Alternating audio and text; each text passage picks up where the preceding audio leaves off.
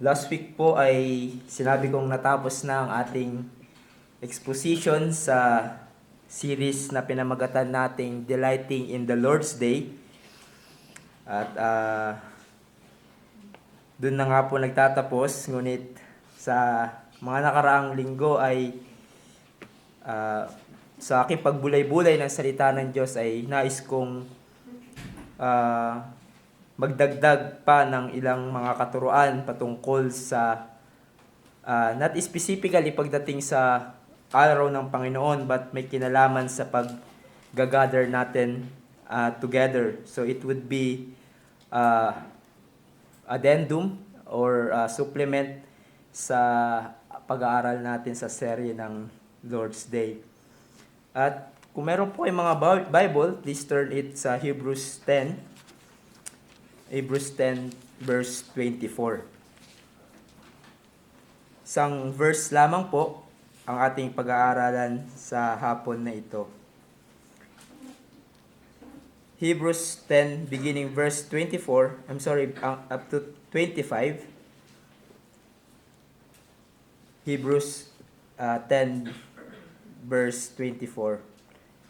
Sinabi po dito, let us consider how to stir up one another to love and good works, not neglecting to meet together as is the habit of some, but encouraging one another, and all the more as you see the day drawing near.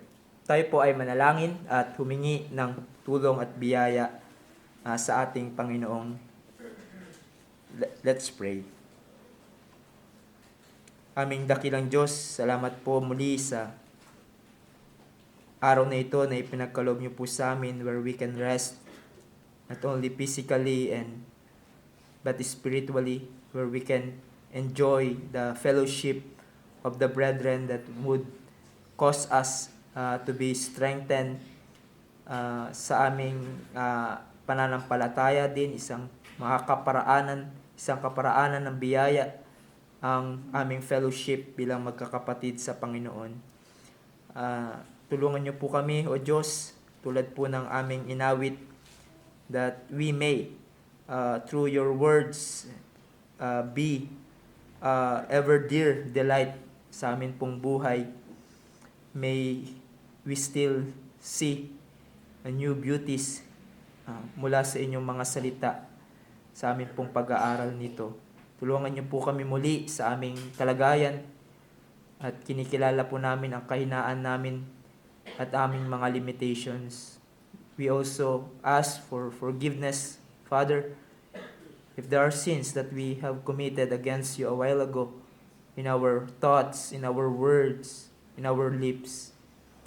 May you cleanse us from our sins and help us to be ready to receive your word that would correct us, that would rebuke us if necessary, and train us to righteousness. Sa lahat ng ito, nawa kayo po ang maluwalhati sa pangalan ni Jesus. Amen.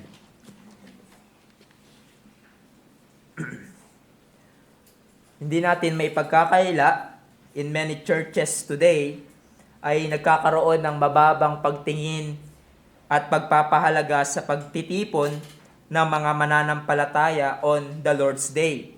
In fact, others treat ang pagsasama-sama ng mga believers in the church na para bang fast food or sinehan. They spend 1 or 2 hours in the church service, at pagkatapos nito, kapag nasatisfy na sila sa hinahanap nila sa worship, ay balik na uli sila sa nais nilang gawin sa araw ng linggo. Or ang iba naman ay tinatrato nila ang gathering of the church on Sunday na para bang checklist sa kanilang things to do on Sundays. Others show up on Sunday service for different reason. One perhaps ay para makita nilang muli ang kanilang mga friends na hindi nila nakita ng buong linggo. Now, kung tayo ay tatanungin, bakit mahalaga para sa atin ang pagsasama-sama on the Lord's Day? Why is it important to us? At ano ang rason bakit mahalaga sa atin ang tunay bilang tunay na mananampalataya to gather together, especially every Lord's Day. Now, ang ating passage will give answers to that. Dahil pinapakita dito ang significance of gathering together as believers, as a church.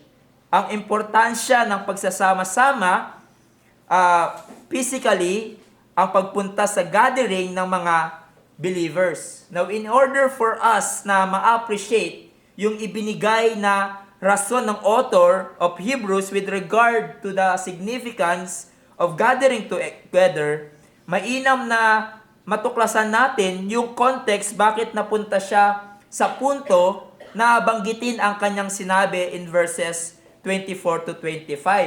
Now, marahil some of you ay alam yung Hebrews ay sulat para sa mga Jewish Christians na dumaranas ng pag-uusig from the Roman Empire, na kinonsider na yung Judaism ay legal religion sa kanilang panahon. And so kung Christian ka that time at naniniwala ka kay Jesus, nire-reject mo na yung practices ng mga Judaism, you will be persecuted severely. At ganito nga yung dinanas ng mga Christian na sinulatan ng author of Hebrews. For example, in verses 32 ng chapter 10, sinabi doon, "But recall the former days when after you were enlightened, you endured a hard struggle with sufferings, sometimes being publicly exposed to reproach and affliction, and sometimes being partners with those so treated. For you had compassion on those in prison, and you joyfully accepted the plundering of your property, since you knew that you yourselves had better possession and an abiding one." So, here you see, there's an intense persecution na kanilang dinaranas. At dahil sa kanilang nararanasan, ano yung temptasyon sa kanila? Bumalik sa Judaism para hindi usigin. Kaya mapapansin nyo sa unang chapter ng Hebrews, sasabihin agad ng author, si Jesus greater than Moses. Si Jesus greater than the old covenant system, at siya ay worthy to follow. You cannot go back to those rituals na pinapractice nyo before or sa Judaism. They were tempted to turn away from faith because of persecution. At para hindi ka makaranas ng pag-uusig, anong gagawin mo muna? Ayaw mong ma-identify na Christian ka, and so, hindi ka attend sa pagsamba ng mga Christians.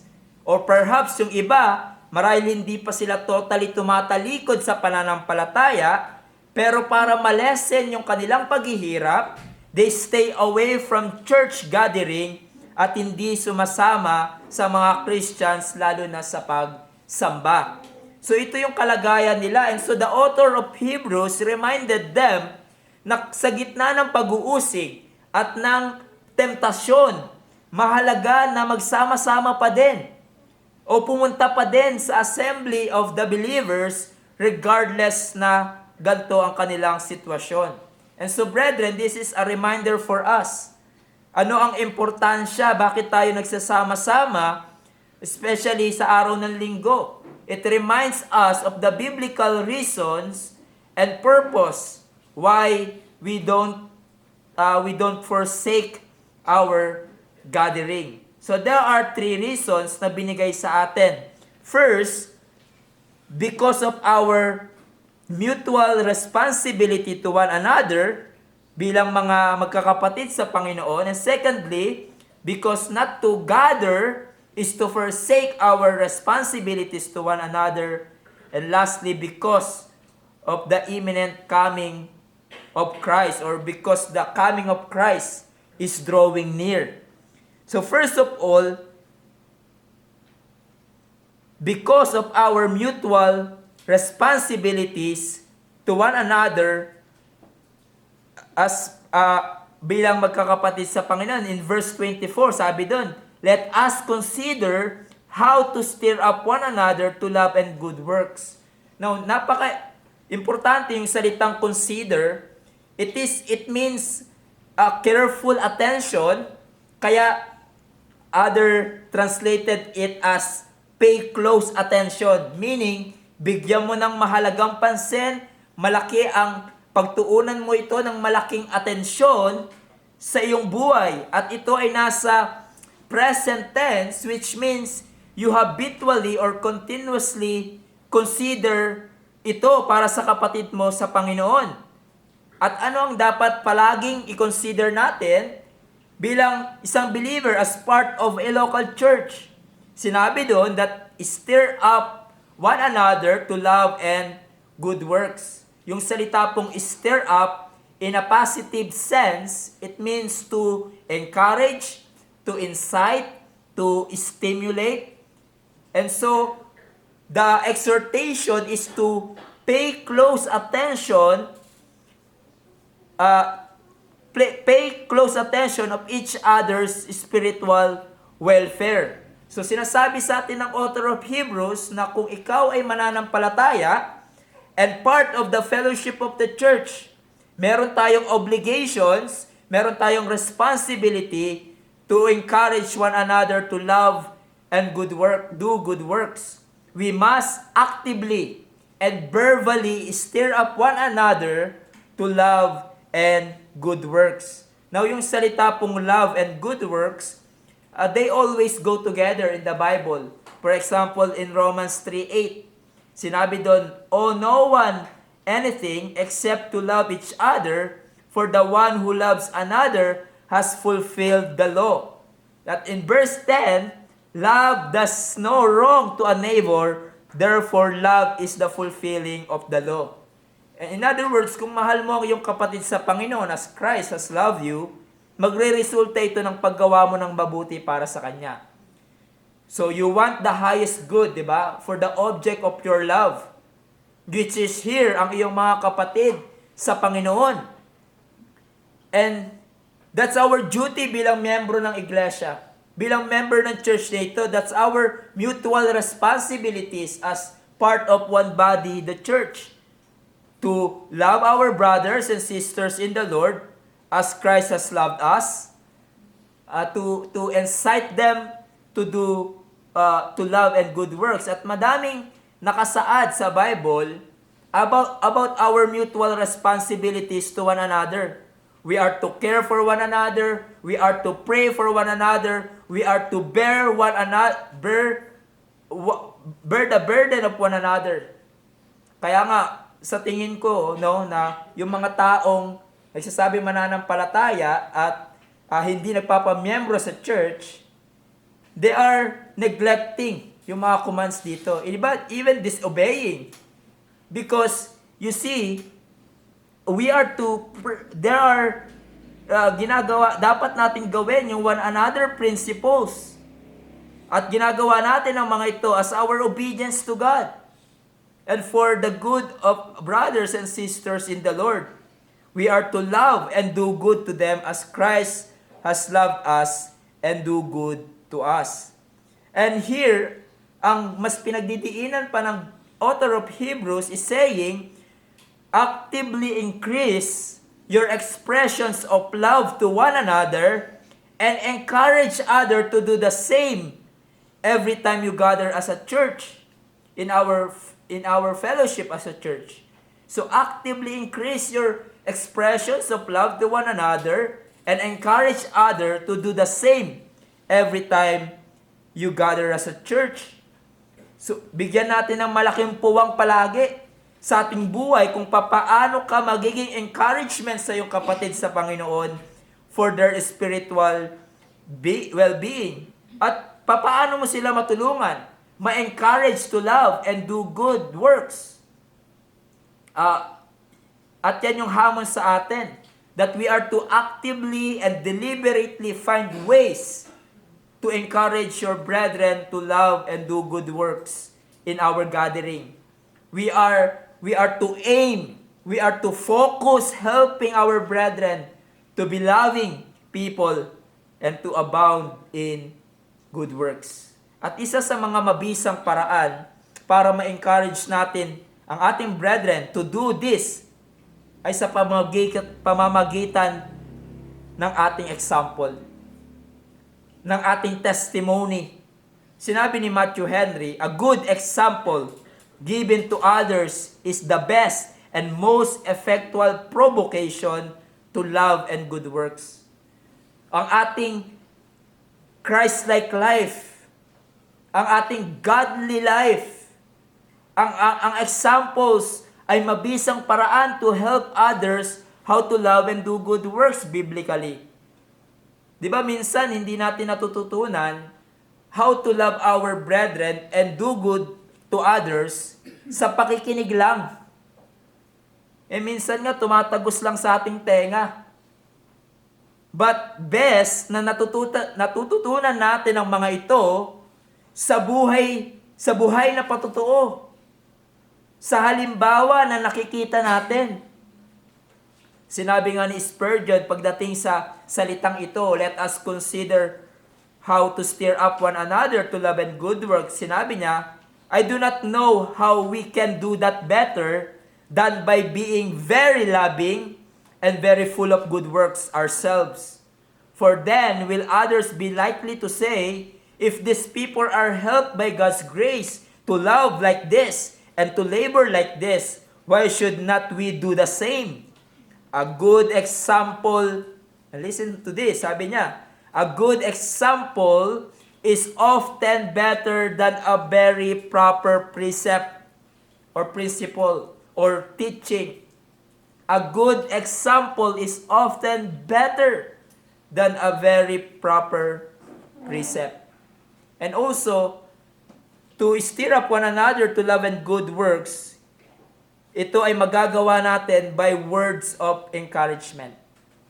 Telling your brother, your sister, na bless ka sa kanyang mga ginagawa sa church, that you appreciate what he or she's doing for the church, to let them know that they had done well.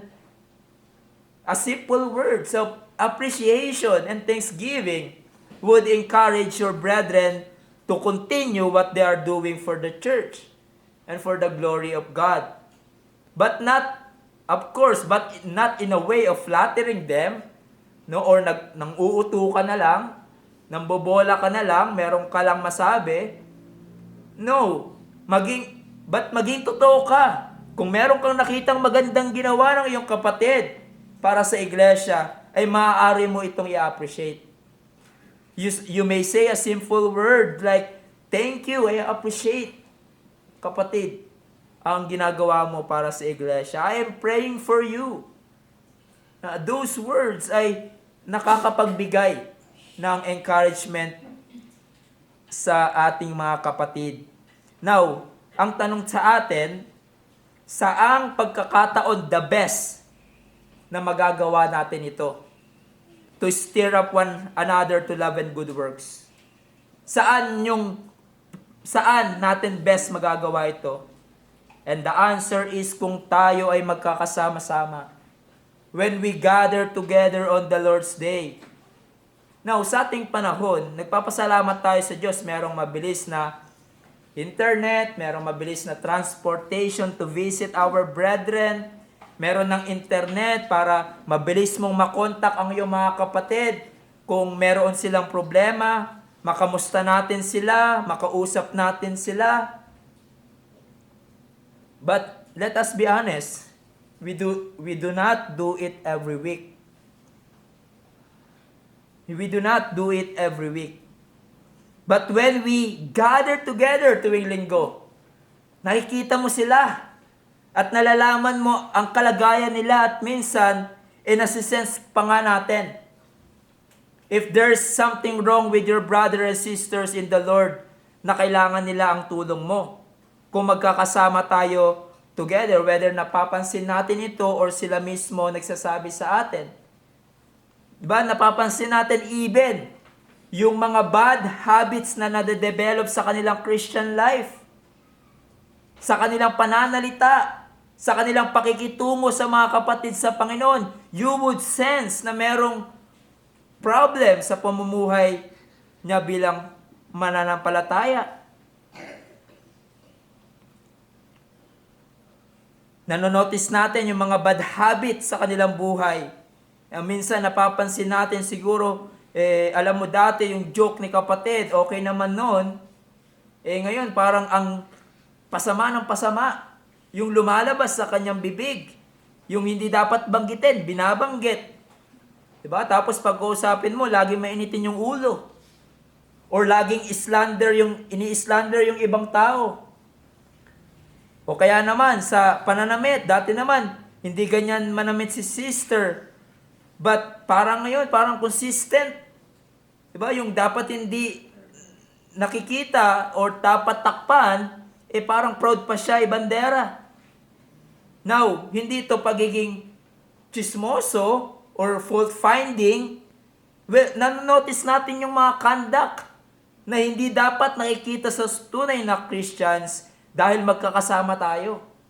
At ang iba sa atin, matagal nang magkakasama. And so when we see that there's problem bilang magkakapatid sa Panginoon, kinakausap natin sila, we express our love and concern to them.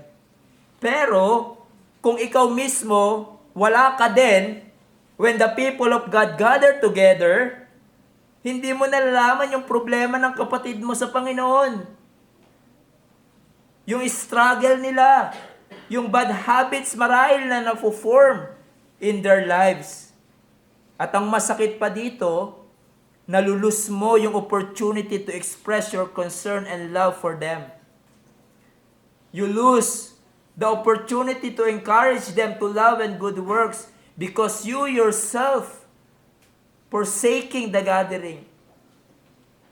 Hindi mo napapansin yung struggle ng inyong kapatid spiritually and you lose the opportunity to help your brethren. Sinabi nga ni Matthew Henry again sa text na ito pagdating sa importance of gathering. Sabi niya, the fellowship of the saints is a great help and privilege and a good means of steadiness and perseverance. Hereby their hearts and hands are mutually strengthened to exhort one another, to exhort ourselves and each other, to warn ourselves and one another of the sin and danger of backsliding, to put ourselves and our fellow Christians in mind of our duty, of our failures and corruptions, to watch over one another and be jealous of ourselves and one another with godly jealousy. Now, nawa sa tulong ng Panginoon ay totoo yan sa ating fellowship every Sunday. As we gather in this place, na ang ating fellowship sa pamamagitan ng ating halimbawa at pananalita ay nagbibigay ng encouragement sa ating mga kapatid sa Panginoon. Na-strengthen sila spiritually at hindi mas nadi-discourage pag pupunta sila dito. Hindi mas nadi-discourage ating fellowship and they are being reminded of their duties.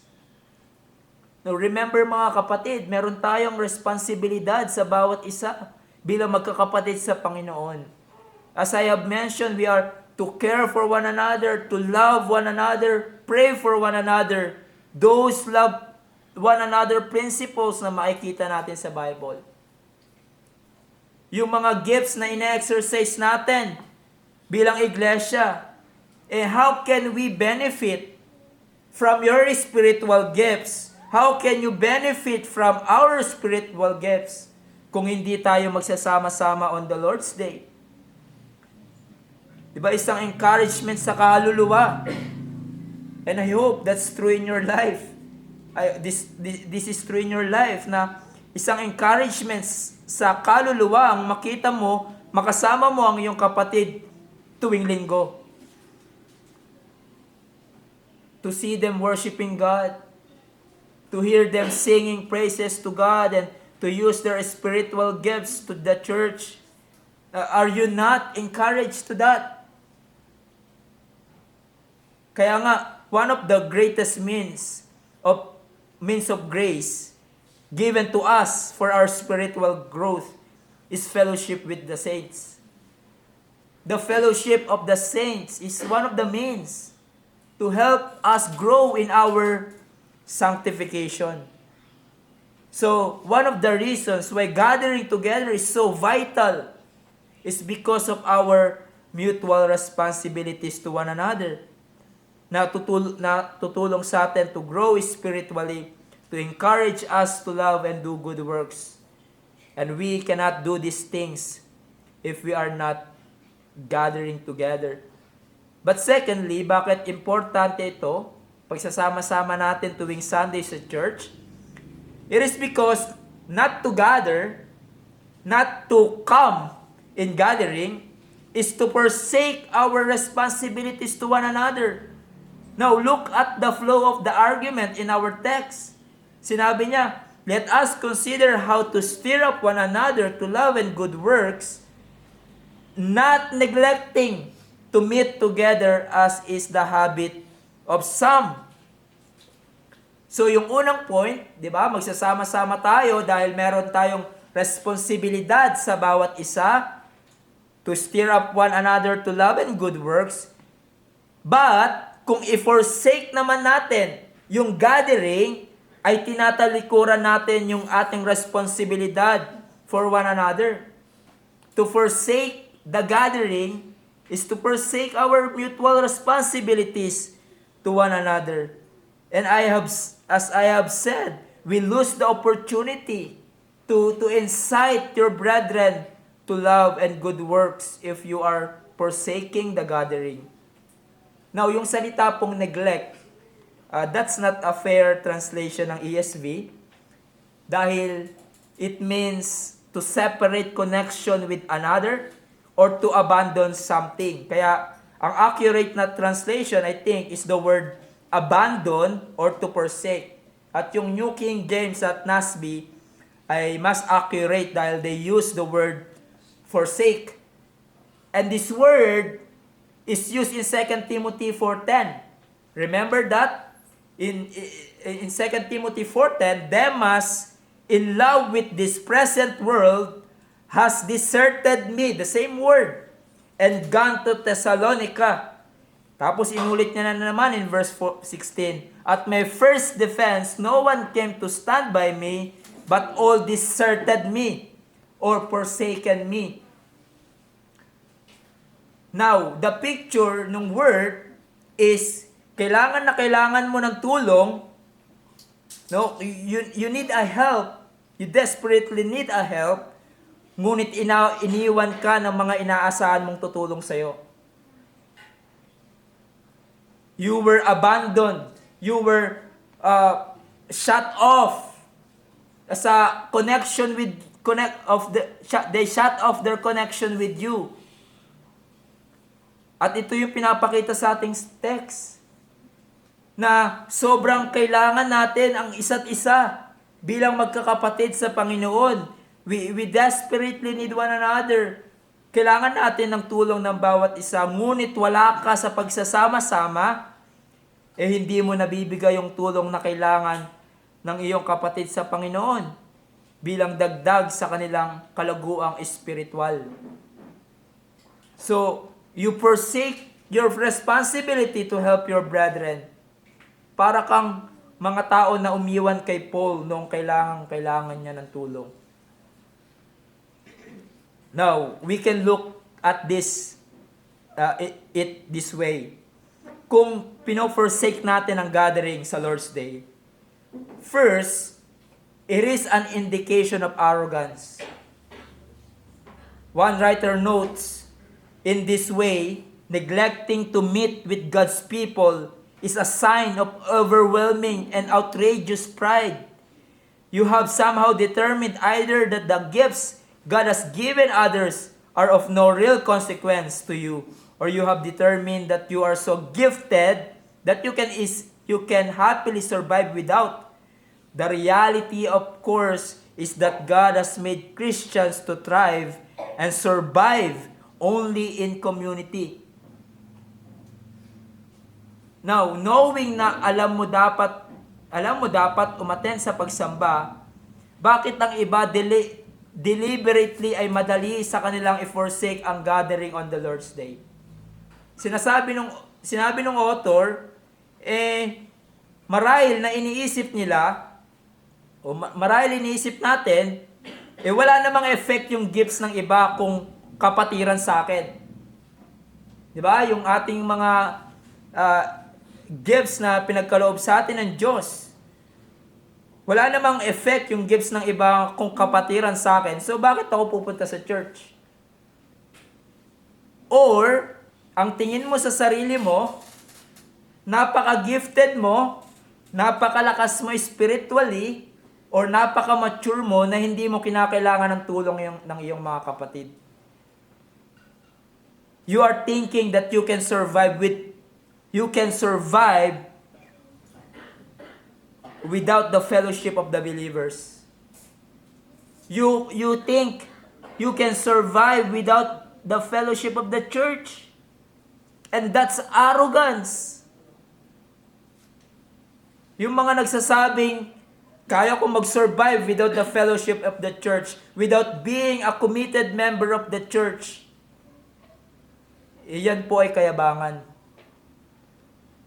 The history of the church will tell us, even our own history, that those who began to isolate themselves to the gathering of God's people on the Lord's day, they ended up to something bad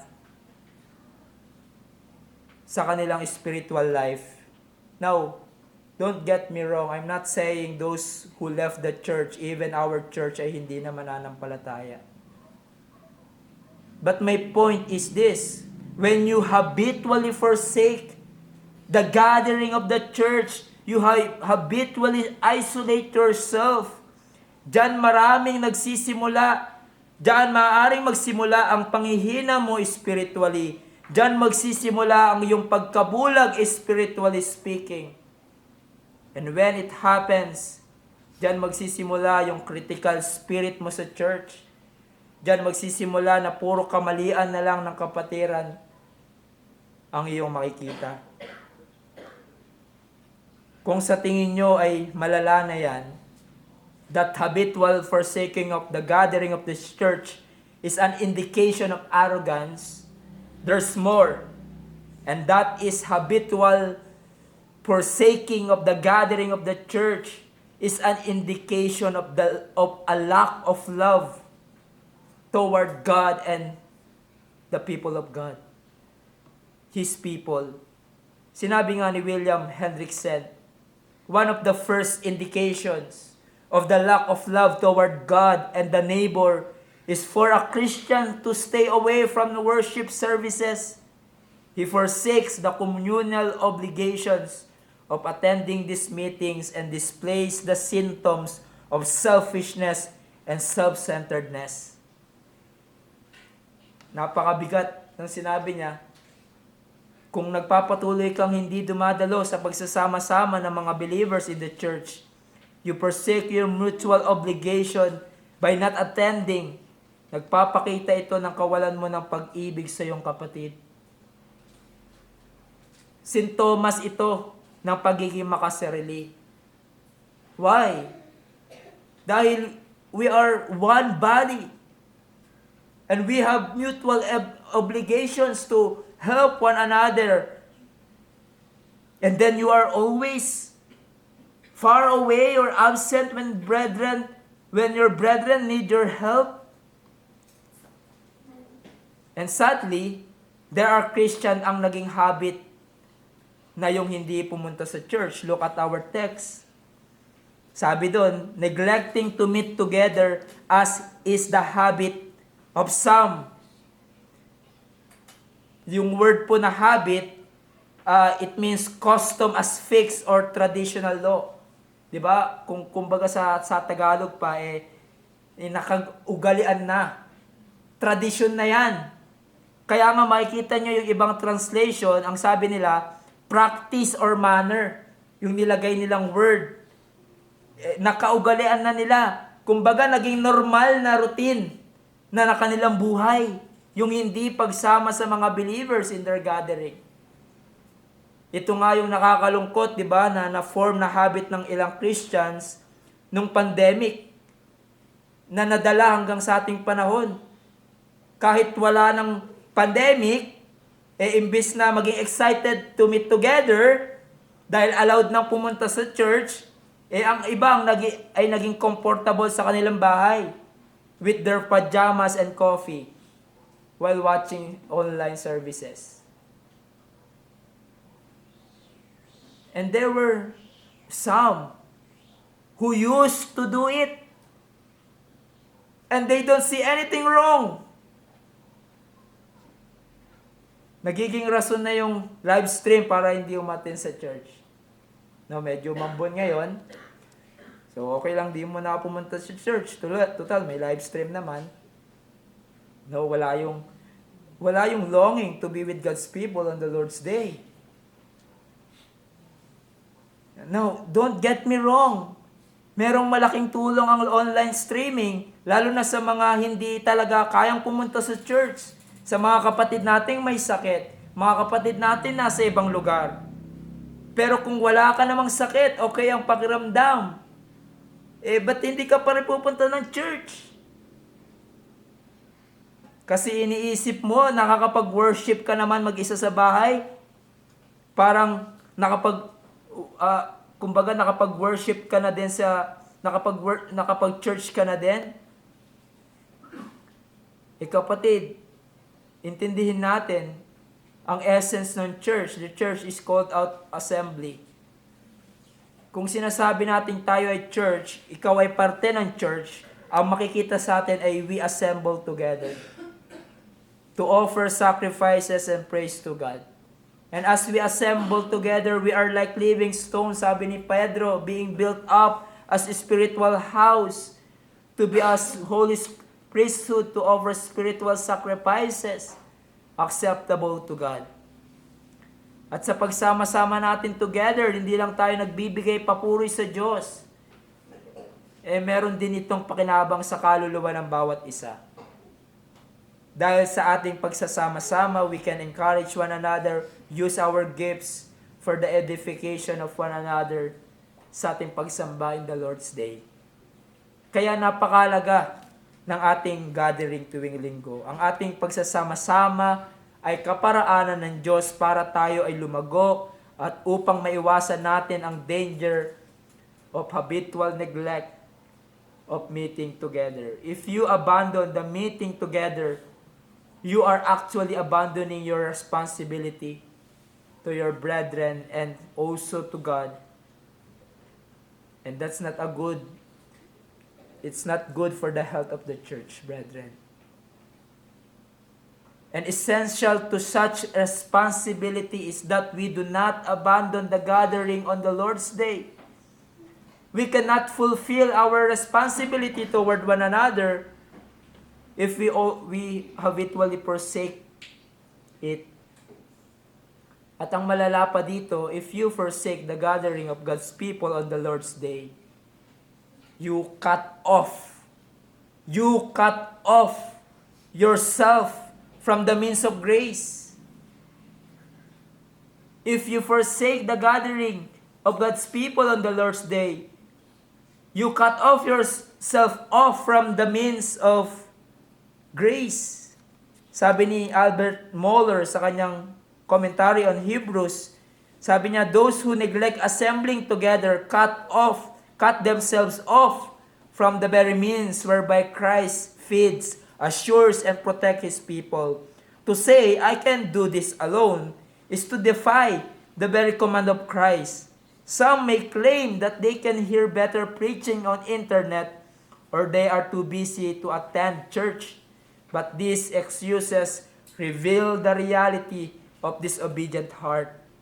Instead of searching for an excuse, Christians should be doing everything with their power to meet together, not only because they need to be fed by the preaching of God's Word, but also because it is part of faith to stir up fellow believers to love and good works. Bakit mahalaga ang meeting together with the believers? Because kung i-forsake natin ang ating pagsasama, we are also forsaking our responsibilities to one another. And we cut off ourselves from the means of grace that will help us become mature, become strong spiritually. But lastly, what's the significance or importance of gathering together? Because the coming of Christ is drawing near. Sabi po sa ating verse, not neglecting to meet together as is the habit of some, but encouraging one another, and all the more as you see the day drawing near. Bakit mahalaga na mag-gather together? Because the end of all things and the coming of Christ is around the corner. Talagang malapit nang bumalik si Jesus. At tulad ng sinasabi ng Bible, sa paglapit ng pagbabalik ng Panginoong Jesus, there will be difficulties. 2 Timothy 3:1. But understand this, that in the last days, there will come times of difficulty, for people will be lovers of self, lovers of money, proud, arrogant, abusive, etc. Lovers of pleasure rather than lovers of God, having the appearance of godliness but denying its power. Now, take note, the word last days here ay tumutukoy sa pagpunta ni Jesus dito sa mundo at sa kanyang pagbabalik. And in between that, this is what we call the last days. At yung the day as the coming of Christ is drawing near, there will be difficulties. Sinasabi ni Paul, there will be an increase of wickedness. There will be increase of apostasy. Tulad ng warning ng author of Hebrews, there will be persecutions for the Christians. There will be increase of false teachers. Mas titindi pa ang kasamaan ng tao habang papalapit ang pagbabalik ni Jesus. At the more we see na tayo ay nasa huling araw na at papalapit na tayo sa pagdating ni Jesus, the more we should be active coming together to encourage one another to love and good deeds. Why? Because again, there are many deceivers. There will be an increase of wickedness, na kung hindi tayo magiging maingat, we will be hardened by the deceitfulness of sin. Natutungo na manlamig ang pag-ibig natin sa Diyos at tumungo sa disobedience bago siya bumalik. At sa iba, maybe worse, mag-apostasy sila at tuluyang tumalikod sa Panginoon. Ma-expose ang tunay na kalagayan ng kanilang kaluluwa. So, kailangan nating i-encourage ang bawat isa tulad na sinabi sa Hebrews 3:13. But exhort one another every day as long as it is called today, that none of you may be hardened by the deceitfulness of sin. Itong pagtindi ng kasamaan sa mundo, yung pagdami ng tumatalikod sa pananampalataya, ito ang palatandaan na tayo ay nasa huling araw na at papalapit na ang pagbabalik ni Jesus. As 1 John 2:18 says, children, it is the last hour. As you have heard, the Antichrist is coming. So now many Antichrists have come. Naglipa na yung mga deceivers to deceive others. And there will be an increase of deception and hypocrisy. There will be those having the appearance of godliness, but denying its power. At mas malaki ang tendency na madaya tayo ng kasalanan kung we live in isolation. Kung i-separate natin ang ating sarili sa gathering of the church. When there's no accountability at mag-check ng kalagayan natin, ng buhay natin spiritually. And sin deceives many. And that leads to deceitfulness of heart, and for some ay nagtuloy-tuloy sa apostasy. lumitaw ang tunay na kalagayan ng kanilang relasyon sa Diyos. Now, habang nakikita natin itong nangyayari na palapit na pagbabalik ni Jesus, sa pagtindi ng kasamaan sa mundo at pandaraya, anong marapat nating gawin? Ang dapat nating gawin, all the more na dapat active tayo together. We must help and encourage one another upang hindi tayo matangay ng pagdami ng kasinungalingan at kasalanan. We must strengthen our fellowship, our faith by coming together on the Lord's Day, being fed with faith-strengthening Word of God. To use the words of Peter in 1 Peter 4:7, the end of all things is at hand. Therefore, we should be prayerful, not only individually but corporately, and to love one another fervently, and to use the gifts we have received from God to serve one another, and to eagerly attend the gathering of the church. Hindi yung, malapit nang bumalik siyang Panginoon, magpakasaya na tayo. Magkanya-kanya na tayo, malapit nang bumalik ang Panginoon. No! Be alert. Let us exhort, admonish one another. Let us gather for mutual edification. Dahil nandyan pa din ang kasalanan na pwede tayong madaya kahit malapit nang dumating ang Panginoon.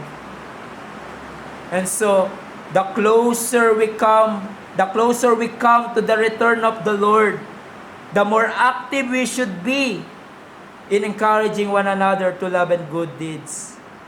The more we should be active, showing love and good deeds to our brethren.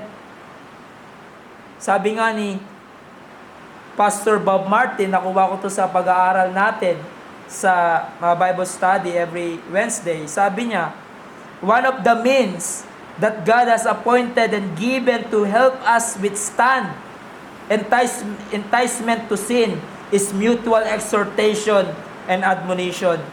Brother watching for brother and sister watching for sister.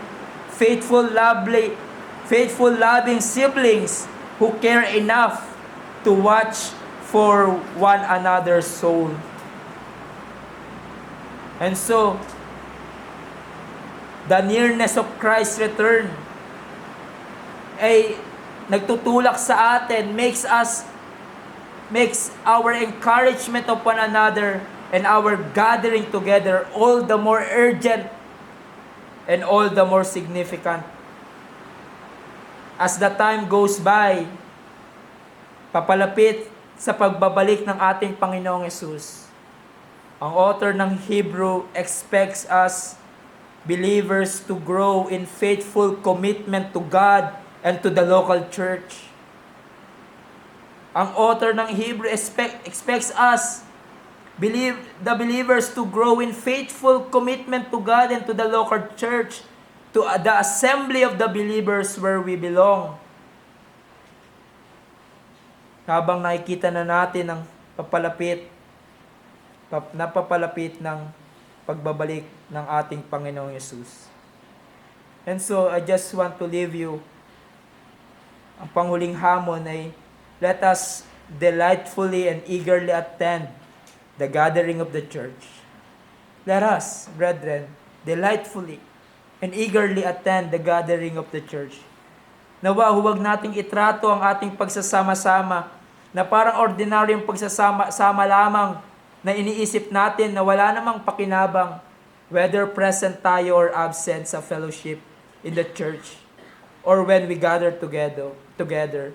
No, brethren, meron itong malaking pakinabang sa iyong kaluluwa. Lalo na on the Lord's Day, tulad ng nakita natin sa mga nakaraang pag-aaral, merong malaking pakinabang ito at meron ding malaking kawalan if you habitually neglect it. The day of the Lord is drawing near. Let us be more faithful and committed to the assembly of the church and not less. This assembly should cause us to rejoice in the Lord dahil may tulong ito sa ating ikalalago spiritually. And again, I just want to remind you, brethren, na ang ating ginagawa tuwing linggo, ang pagsasama-sama natin, ang ating pagpupuri, ang ating pag-aawitan, ang ginagawa natin in worship services, it is a rehearsal of what we will do forever when Christ returns. In our gathering together to meet God every Sunday, it is a rehearsal of what we will do sa pagbabalik ni Jesus. Tayo ay magsasama-sama at magpupuri sa Kanya magpasawalang hanggan. Ang ating ginagawa every Sunday is a shadow of that great reality. This assembly ay shadow of that great assembly when Christ returns. A preparation of that great gathering. And so in our gathering together, in fact, we are showing to the world that great reality, that great assembly na makikita nating pinortray at pinaliwanag ni John in the book of Revelation. And so we come together every Sunday at tayo ay nagsasama-sama at naghahanda hanggang sa pagbabalik ng ating Panginoong Yesus. Let's pray. Father, salamat po for such a reminder for us na in this world, and even in many professing Christian churches today, kung gaano madali para sa kanila isang tabi ang Lord's Day, madali sa kanilang isang tabi ang pag-gather ng fellowship of the church every Sunday. Thank you for reminding us why it is very important, kung bakit importante, Panginoon, that we do not have a habitual forsaking of the gathering of your people. Help us, Father, to really have a delight and a joy seeing our brothers and sisters in the Lord, having the aim to encourage them to love and do good works. Tulungan niyo po kami, Panginoon, at patuloy na hindi maging matabang sa amin ang pagpunta sa araw ng linggo and the gathering of the church.